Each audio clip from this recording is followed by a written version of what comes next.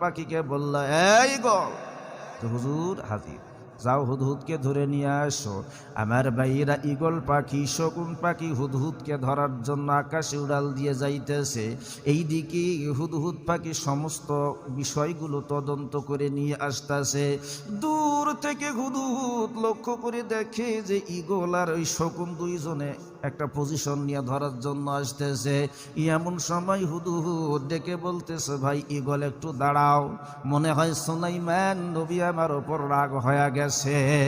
Eagle ডাক দিয়ে বলে, শুধু রাগ নয়, তোমারে জবাই করব অথবা হত্যা করব, কঠিন শাস্তি দেব, কিন্তু আওলা ইয়াতিয়ান্নি আওলা ইয়াযবাহান্নাহু আওলা ইয়াতিয়ান্নি বিসুলতানিম মুবিন, আর যদি উপযুক্ত কোনো কারণ দেখাইতে পারো, সুলাইমান আলাইহিস সালাম তোমারে মাফ করে দিবে। এবার হুদহুদ কলিজার মধ্যে পানি এসে গেল, ডাক দিয়ে বলতেছে, ঈগল শোনো, আমার কাছে এমন একটা খবর আছে, এই খবর শুনলে সুলাইমান নবী শাস্তি দেওয়া তো দূরের কথা, বরং আমার আদর করে বুকের মধ্যে জড়ায়া ধরবে।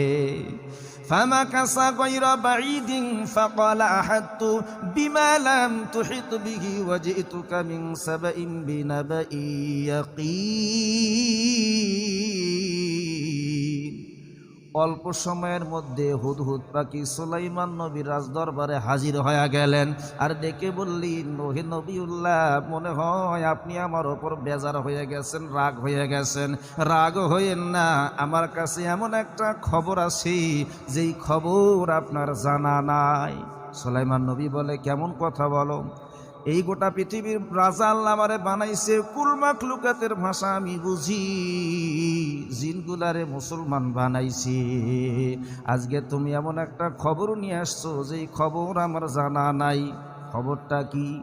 এবার হুদহুদ ডাক দিয়ে বলে, ওহে নবীউল্লাহ, আমি সাবার আকাশ থেকে লক্ষ্য করলাম একটা রাজ্যের মধ্যে প্রবেশ করেছিলাম, সেই রাজ্যের মধ্যে একজন শাসনকারী রয়েছে, আপনার মতন এই রকম সিংহাসন আছে।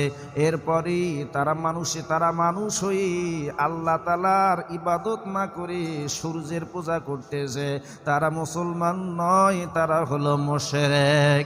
এবার সুলাইমান নবী ডাক দিয়ে বলে, হুদহুদ, তুমি কি সত্যি বলো নাকি মিছা কথা কও? বিষয়টা আমি তদন্ত করব, কারণ আল্লাহ এই দুনিয়ার মধ্যে সমস্ত ক্ষমতা আমারে দিছে, বাতাস পর্যন্ত আমি সুলাইমান নবীর কথা শুনে, আর তুমি একটা এমন খবর জানাইলা যেটা সত্যিকারে বিশ্বাস করা সম্ভব নয়।